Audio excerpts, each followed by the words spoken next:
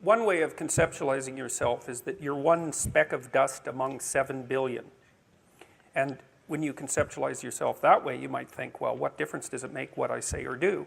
And that's actually quite convenient for you, because if it doesn't matter what you say or do, then you don't have any responsibility and you can do whatever you want.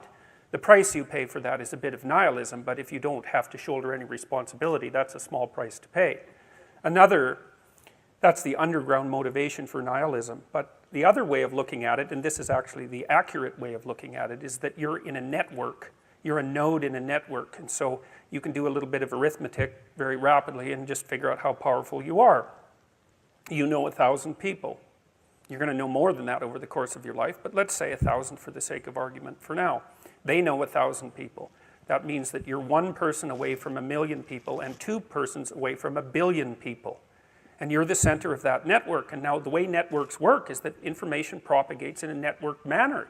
So don't underestimate the power of your speech. Now, you know, Western culture is phallogocentric. Let's say it. Okay, so we'll say, yeah, that's just fine. That's exactly what it is. It's predicated on the idea of the logos, that the logos is the sacred element of Western culture. And what does that mean? It means that your capacity for speech is divine. It's the thing that generates order from chaos and then sometimes turns pathological order into chaos when it has to. Don't underestimate the power of truth. There's nothing more powerful. Now, in order to speak what you might regard as the truth, you have to let go of the outcome. You have to think, all right, I'm going to say what I think, stupid as I am, biased as I am, ignorant as I am. I'm going to state what I think as clearly as I can, and I'm going to live with the consequences no matter what they are. Now, the reason you think that, that's an element of faith. The idea is that nothing brings a better world into being than the stated truth. Now, you might have to pay a price for that, but that's fine. You're going to pay a price for every bloody thing you do and everything you don't do. You don't get to choose to not pay a price. You get to choose which poison you're going to take. That's it. So if you're going to stand up for something, stand up for your truth. It'll shape you, because people will respond and object and tell you why you're a fool and a biased moron and why you're ignorant. And then if you listen to them, you'll be just that much less like that the next time you say something. And if you do that for 5 years, you'll be so damn tough and articulate and able to communicate and withstand pressure that you won't even recognize yourself. And then you'll be a force to contend with. And you don't get to wait until... Because I get letters like Gad Saad gets all the time too, from faculty members in particular, and they say, well, you know, when I get tenure, it's like, then they think, well, when I'm an associate professor, and then they think, well, when I'm a full professor. It's like, if you're a professor already, you're like the most protected person in the history of the planet, you know, and you need, well, okay, but one of the things that indicates is that it's almost impossible to provide people with enough protection so that they feel safe to speak.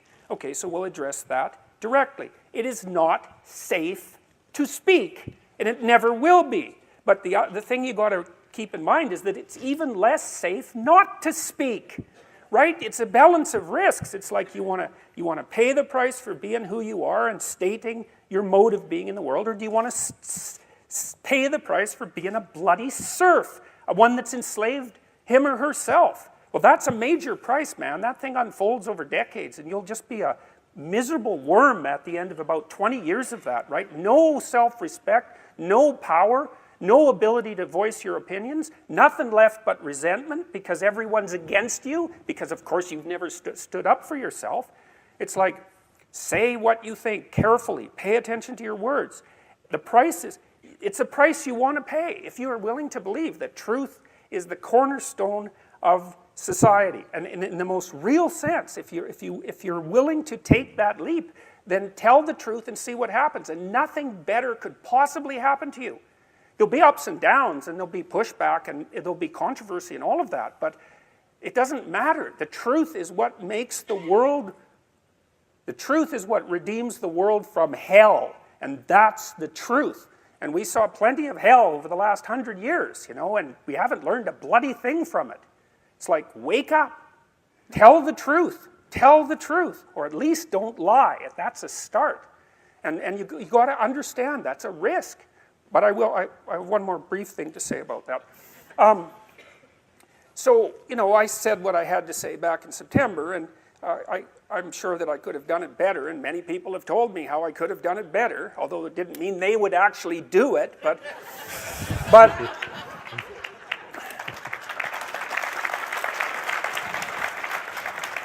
and you know, my job was at risk, serious risk, for about 2 months, and it destabilized my family, who've been very brave about this, so like, thumbs up to them, man. They've just stood by me. But here's the optimistic news, is the university has left me alone completely. I shook hands with the dean 2 weeks ago. We're on friendly terms. They don't want this to go any farther than it has already. The students were tremendously welcoming when I came back to teach in January. I haven't had a single negative incident at the university. And I've received thousands of letters from people all over the world, all of which have been in support. I've received 2 negative letters. That's it. 2.